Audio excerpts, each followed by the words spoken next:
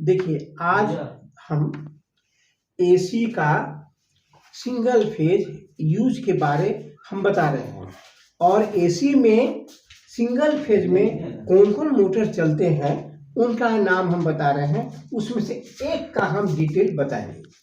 Single phase देखिए दो ही हम लोग यूज करते हैं अधिकतर, ये हर समय दिमाग में रखिए आप लोग, एक सिंगल फेज और थ्री फेज। बस बड़ा काम के लिए, हेवी काम के लिए थ्री फेज का यूज होता है, उसके लिए मोटर बड़ा होता है, थ्री फेज लिखा रहता है मोटर में।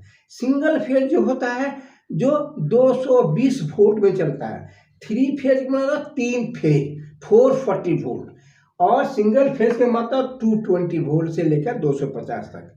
देखिए हम लोग अपने अनुसार इसको हम लोग बना लिए हैं। जैसे घर में हमको छोटा छोटा सामान चलाना है, उसके लिए कम खर्च में कम ही पैसा लगे, उसमें हम कम एनर्जी खर्चा हो, उसके लिए हम लोग सिंगल फेज का हम लोग स्टार्ट हुआ, सिंगल फेज बनाया गया। अब सिंगल फेज में क्या होता है कि एक फेज एक न्यूट्रल, जैसे आप मैक्सी लीजिए या मिक्सर लीजिए, जनरल आप ड्रिल मशीन लीजिए, जो जनरली हम लोग यूज करते हैं, छोटा छोटा काम में यूज करते हैं, उसको हम लोग सिंगल फेज में यूज करते हैं, सिंगल फेज से ही चलाते हैं। जैसे फ्रिज के लिए 440 की जरूरत नहीं है, वहाँ 220 की जरूरत है, 250 वोल्ट की जरूरत है, इसलिए वो सिंगल फेज में आया।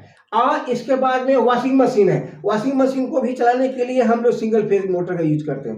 तो हम लोग घरेलू जो इतना हम लोग यूज कर रहे हैं आज अभी तक, और हम लोग करते ही रहेंगे, वह सारा सिंगल फेज से ही होता है।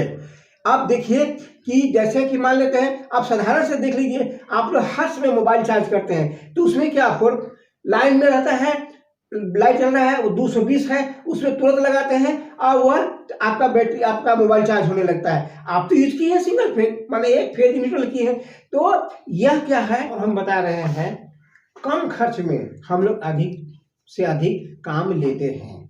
जय आप थ्री फेज में क्या होता है कि हम लोग इंडस्ट्रियल में जितना यूज होता है, बड़ा बड़ा मोटर, थ्री फेज का जो बड़ा बड़ा मोटर है, जहाँ कन्वेयर चलाना है, मशीन चलाना है, लेथ में चलाना है, वो सब थ्री फेज में आता है। लेकिन छोटा छोटा घर में जो हम लोग यूज करते हैं सब सिंगल फेज में आता है। जैसे आप जान लीजिए, आप साधारण से देख लीजिए, हम लोग फ्रिज रखे हुए, फ्रिज में देखिए बूस्टर रहता है, उसमें कॉइल लगा रहता है, लेकिन यूज कितना होता है सिंगल फेज। अब मोटर कौन सा आता है, ये बाबू यहाँ खड़ा है। तो ये चीज तो समझिए कि सिंगल फेज में कितने तरह से मोटर होते हैं। अधिकतर लोग जैसे आप साधारण से देख लीजिए, अभी टुल्लू पंप है, टुल्लू पंप लगाते हैं, जेट पंप है उसमें लगा देते हैं, इमर्शियल पंप है उसमें लगा देते हैं, सब सिंगल फेज रहता है। तो वो सिंगल फेज में जो टाइप होता है, अब जो चला कितने तरह का है उसके बारे में हम बता रहे हैं। अब रहा कि सिंगल फेज में भी कि उसको ताकत चाहिए ना, ताकत उसको चाहिए, वो कैसे उछलता है, वो कैसे काम करता है, ये चीज को अच्छी तरह समझ लीजिए। अब देखिए ड्रिल मशीन की भी है, यह भी यूज होता है ड्रिल मशीन में, लेकिन कैसे आप देख लीजिएगा। अभी साधारण से जाइए कि ये क्या है, इसमें क्या है सिंगल फेज में। सिंगल फेज जो मोटर होता है, ये 3 ठो मोटर होता है, ये अच्छी तरह याद रखिए। ये जो है स्प्लिट फेज जो है, सिंगल फेज इंडक्शन मोटर, माने डीसी में नहीं एसी में है। दूसरा है कैपेसिटर इंडक्शन मोटर, कैपेसिटर मतलब कैपेसिटर जिसमें लगा रहता है वो हम आज। इसके बाद है capacitor star, capacitor run motor. देखिए ये तीनों का अच्छी तरह समझ लीजिएगा, तो कहीं भी जाइएगा आप काम करने के लिए, मेंटेनेंस करने के लिए, कहीं भी आपकी दिक्कत नहीं होगी। जैसे माने कुटी काटते हैं मशीन, वहां देखिए कौन सा मशीन लगा रहेगा, वहां कैसे मेंटेनेंस करेंगे, वहां भी सिंगल फेज रहता है। लेकिन जैसे आप समझ लीजिए, या आप चावल कूटता है वो, और धान कुटी, जिसको धान कुटी कहते हैं, वहां जो मशीन लगी रहती है, आटा चक्की में जो मशीन लगी रहती है, वो जो है जैसे से लोड है वैसा है, उसमें बढ़ते चला जाता है।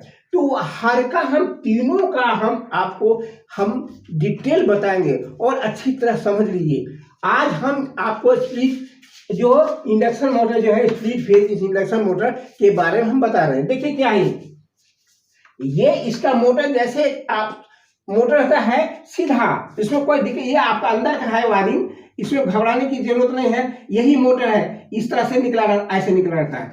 ये इंडक्शन मोटर जो है ये स्प्लिट मोटर, इसमें क्या है, ये क्या है इसका नाम पड़ा, स्प्लिट फेज इंडक्शन मोटर। देखिए इसमें क्या है, 2 वाइंडिंग होता है।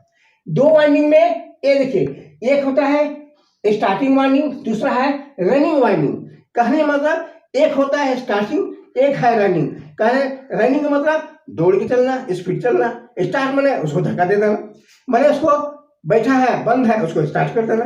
तो आप देखिए इसमें क्या है, इसमें थोड़ा सा खामियां है, इस डायग्राम में थोड़ी दिक्कत है। आप देखिए यहाँ इसमें ही एक जो मोटर है वहां पर ड्राइव साइड में आप लोग ऐसे नहीं देख सकेगा, ये सेंट्रीफ्यूगल स्विच होता है या अलग स्विच नहीं होता। अंदर मोटर में ड्राइव साइड में ढकना में जब खोलिएगा तो उसमें देखिएगा एक थोड़ा सा ऐसा क्लिप लगा रहता है, उसी में तार से निकाला रहता है। ऐसे खोलिएगा तो स्विच कहीं नहीं मिलेगा, जब आप खोलिएगा तभी देखिएगा वो ड्राइव साइड में, नन ड्राइव में नहीं, नन ड्राइव में फ्रंट साइड, उधर में स्विच नहीं रहेगा। जब भी रहेगा वो ड्राइव साइड में होगा। अब देखिए इसमें क्या है, ये इसमें क्या है, एक रनिंग है, एक रनिंग वाइंडिंग है, एक स्टार्टिंग वाइंडिंग, इसे सेंट्रीफ्यूगल स्विच लगा हुआ। इसमें क्या दिक्कत है, ये देखिए यहाँ डिटेल नहीं है, ये आइए इस पर, यहाँ पर इसको, यहाँ है इसका वाइंडिंग, यहाँ देखिए ये है, देखिए ये है रनिंग वाइंडिंग, ये है स्टार्टिंग वाइंडिंग। अब ध्यान आपको रखना है कि ये क्या है, ये क्या है, ये बहुत महत्व की चीज है। ये बेचारा क्या है, इसमें देखिए इसमें कैपेसिटर नहीं लगा हुआ है।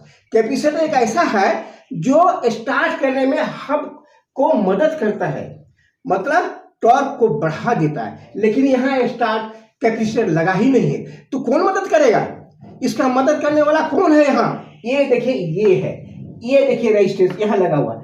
इस वाइंडिंग में यदि रनिंग वाइंडिंग के सीरीज में एक रेजिस्टेंस लगा रहता है, में स्टार्टिंग वाइंडिंग में भी एक रेजिस्टेंस लगा रहता है, इसी के सीरीज में सेंट्रीफ्यूगल स्विच लगा हुआ है। ये मोटर के ड्राइव साइड में है, जिधर पुली ठोकाता है उसको बोलते हैं ड्राइव साइड, ये लगा हुआ है। अब देखिए क्या हुआ, यहाँ क्या है, दोनों में रेजिस्टेंस जुटा हुआ है। अब एक देखिए क्या होता है, फर्स्ट केस में दोनों को यहाँ जोड़ कर सीधी यहाँ दोनों में जोड़ दिया, और ये तो पैरेलल है, अब दोनों कनेक्शन यहाँ करके दूसरा कनेक्शन कर यहाँ दे दिया। अब होता है क्या, जब पावर देते हैं तब देखिए क्या होता है कि जब आप पावर दीजिएगा तो क्या करता है, देखिए यहाँ हम इसलिए लिख दिए कि भूल नहीं जाइए, ख्याल रहे इस बात को। ये देखिए रनिंग वाइंडिंग में रेजिस्टेंस कम, माने रनिंग वाइंडिंग में कौन है, ये है, इसमें इसका रेजिस्टेंस कम होता है लेकिन इंडक्टेंस अधिक होता है। अब रहा व्हाट इज इंडक्टेंस, रेजिस्टेंस तो जानते हैं कि करंट को रोकता है, उसको बोलते हैं।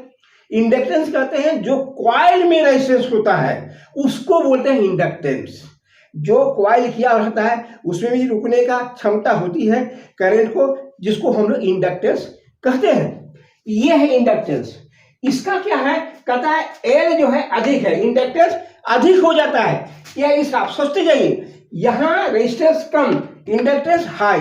अब देखते जाइए दूसरे पॉइंट में क्या है, यहाँ ये देखिए यहाँ है स्टार्टिंग वाइंडिंग में क्या है कि रेजिस्टेंस अधिक, यहाँ रेजिस्टेंस अधिक, तो करंट बचा रह जाएगा कम। इंडक्टेंस क्या है, कम है, तो क्या करेगा भाई, जब करंट ही कम जाएगा तो जाएगा ही, तो नतीजा इसमें आने वाले है, मैंने इसमें अधिक इसमें कम, इसमें कम हो जाएगा, इसमें अधिक, तो नतीजा है जो फ्लक्स इसमें जो उत्पन्न होगा वो अधिक होने लगेगा। ये कम, ये हाई होगा, ये लो होगा, नतीजा मोटर स्पीड से चलना शुरू हो जाएगा। जो ही मोटर 75 से लेकर 90 पीरियड 80% तक चला जाएगा, तब क्या होगा, यह सेंट्रीफ्यूगल स्विच जो देखे हैं, ये इसको ढकना जो ड्राइव साइड में होता है उसको हल्का स्लाइड करता है। आपको ऐसे नहीं पता चलेगा, तब हल्का स्लाइड करता है, नतीजा है वो ऑफ हो जाता है, ये ऑफ हो जाता है। तो बचा कौन, बचा यही रनिंग वाइंडिंग। तो इसी रनिंग वाइंडिंग के द्वारा मोटर चलता रहता है। फिर जैसे स्पीड कमा तो फिर ये ये सटता है और फिर स्टार्ट होता है, तो इस तरह से चलते रहता है। इसका यूज देखिए क्या है, ड्रिल मशीन, कौन ड्रिल मशीन, बड़ा वाला ड्रिल मशीन नहीं, वो अलग आता है, छोटा जो ड्रिल है वॉशिंग मशीन जो हम लोग कपड़ा धोते हैं, जैसे क्या कपड़ा डाल दिए और ऑन कर दिए, जब मान लीजिए लोड बढ़ा तो जब हाई करंट उसमें देगा तब तो चलते रहा, लेकिन जैसे वो अधिक होने लगता है, नेचुरल स्पीड क्या है, जैसे 90-80 पहुंच जाएगा, जब शुरू में कपड़ा तो घुमाते रहता है, पूरा घुमाएगा स्पीड से 90-80 पर पहुंच जाता है, तो वहाँ का स्लाइड करता है और इसको ऑफ कर देता है। जैसे ऑफ करेगा तो ऐसे ही चलता रहेगा, नॉर्मल चलता रहेगा, मोटर चलता रहेगा, माने आपका वॉशिंग होता है। इसके बाद ही तो उसमें और रहता है जो अलग से मोटर रहता है जो उसको ठेल के ले जाता है सुखाने के लिए। ये काम किया यहाँ। दूसरा यहाँ देखिए डेकोरेटर जो आप लोग देखे हैं, लाल पीला हीरा जलाते रहता है, नाम प्लेट लिखता है, फलना शादी, फलना दूल्हा, फलना बरियाती, कहाँ से आया, ऐसा डिटेल रहता है। वहाँ जो रहता है वह मोटर यही रहता है। जब क्या हुआ, ये ऐसे चलते रहता है, जब अधिक होगा स्पीड में चलते रहता है, जब अगर मान लिया अधिक लोड हो गया तो ये हल्का कम होगा, माने ये छोड़ देगा, लेकिन बूतेगा नहीं, चलते रहेगा, क्योंकि इस वाणी से होते हुए चलता रहेगा और पूरा शो होते रहेगा। इस तरह से चलता है। अब आइए यहाँ फ्रिज में, जो फ्रिज आप लोग देखते हैं वहाँ कंप्रेसर मशीन नीचे में लगा रहता है, उसमें क्या है, एक मैग्नेट कॉइल होता है, उस मैग्नेट कॉइल का ही काम करता है इस तरह का। जैसे होता है जो पूरा, जब मान चल रहा ठंडा पूरा हो गया, जब ठंडा हो गया तो मोटर चलाने की जरूरत नहीं है, तो उस समय क्या होगा, वो उसे हीट होता है और वो खींच लेता है और वो बंद करता है, फ्रिज आपका रुक जाता है। फिर होगा थोड़ा हल्का हीट हुआ, वो गर्म होगा, फिर पकड़ेगा और मोटर चलना शुरू होगा। इस तरह से यह काम करता है। यह देखने में छोटा है लेकिन आपका उपयोग बहुत ज़्यादा है, हर जगह ज़्यादा है, लेकिन यह जो है जितना भी है यह घरेलू के लिए ही मैंने किया गया है। अब रहा इसमें, अब और खर्चा कम क्या है कि इसमें क्या है, आप जोड़ना है 2 ही तार जोड़ना है, 3 फेज रहेगा तो 3 को तार जोड़ना है, नीचे जोड़ना है तो 4 जोड़ना, खर्चा बढ़ जाएगा, लेकिन इसमें खर्चा कम है। लेकिन अब है सिंगल फेज में, देखिए 2 होता है, कहता है इसमें भी एक पावर सर्किट होता है, एक लाइट सर्किट होता है। देखिए जो हर आदमी हर घर में ट्यूब लगाता है, फैन लगाता है, फ्रिज लगाता है और हीटर भी लगाता है। आजकल तो रोटी बनाने वाला, तावा पसने वाला वो भी लगाता है। वह जो सर्किट जो आता है, हीटर, रोटी बनाने वाला मशीन या दूध गर्म करने वाला या फ्रिज में है, इसको कहते हैं पावर सर्किट। यह क्या है, 3000 वाट से बेसी नहीं जाता है, यह ध्यान रहे।